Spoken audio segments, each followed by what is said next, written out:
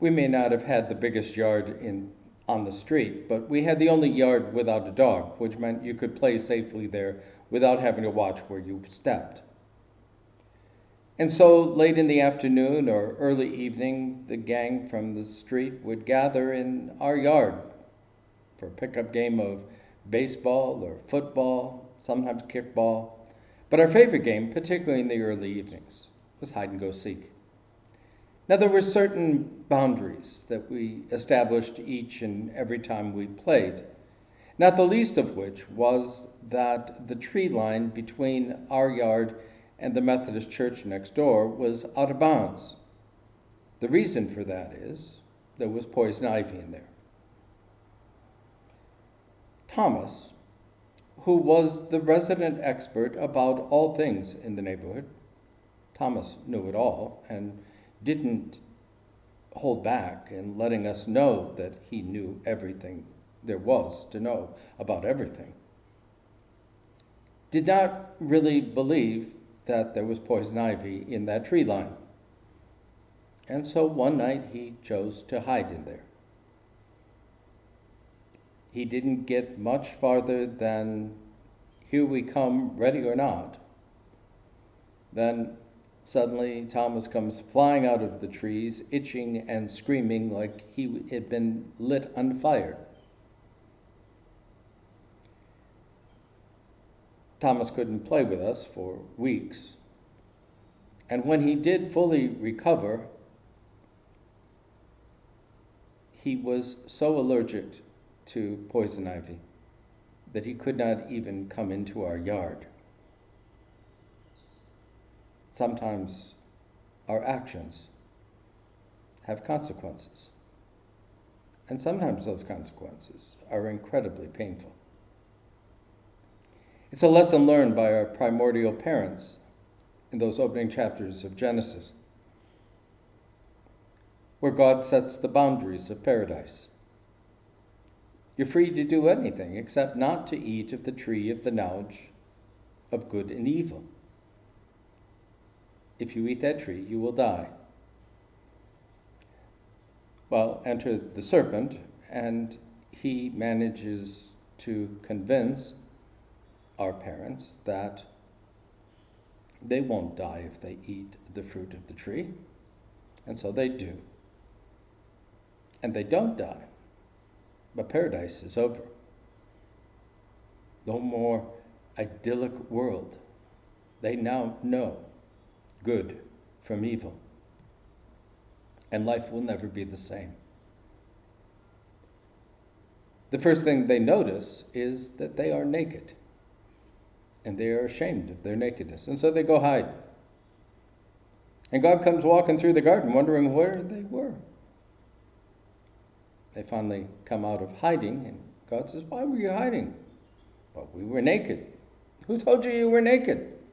"Aha, you've been eating of the fruit of the tree of the knowledge of good and evil." The punishment has already been realized. The consequences that stem from expulsion from the garden are enmity between male and female, and all work and life becomes hard and difficult. Ah, for paradise.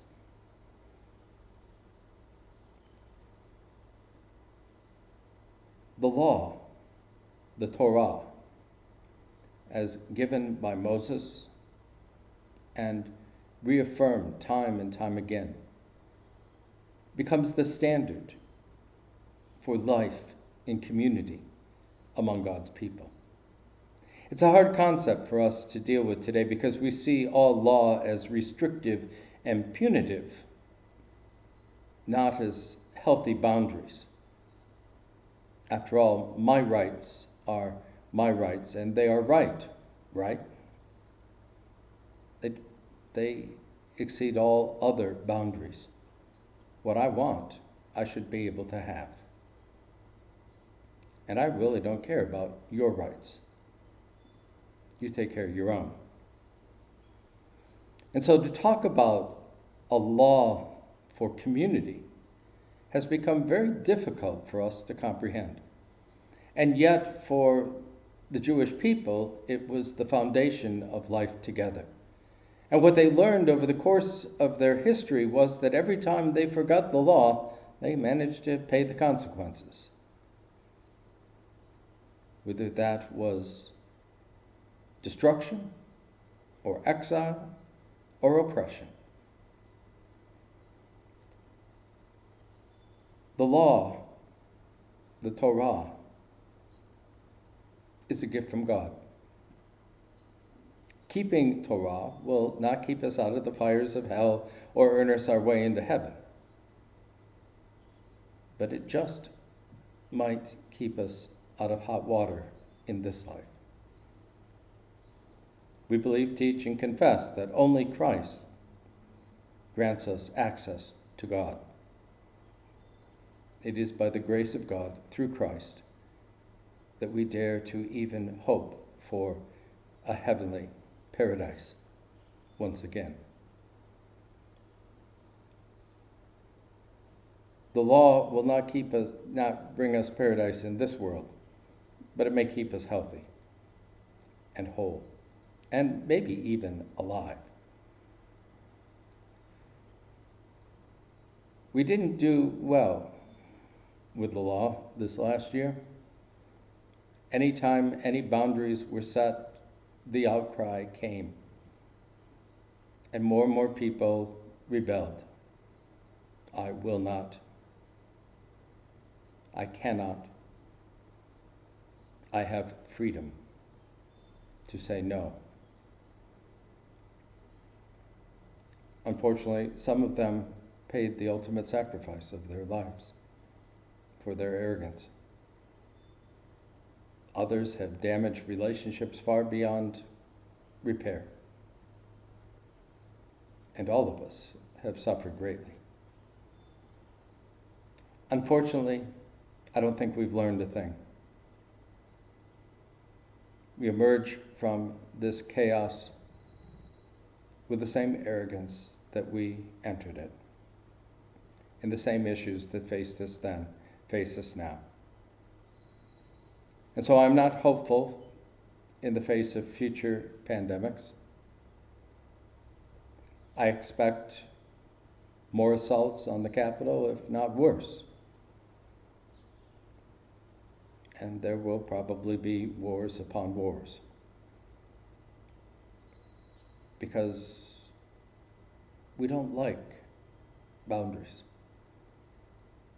Frankly, we don't like living together because it means responsibility and compassion.